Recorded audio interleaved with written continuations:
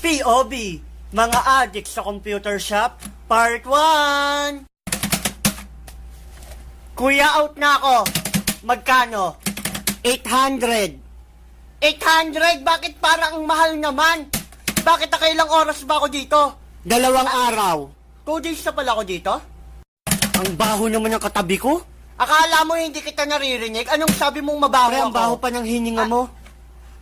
Mabaho rin pala hininga ko? Kuya, anong oras ka daw uuwi? Sabihin mo kay mama, uuwi ako ng 2. Tomorrow.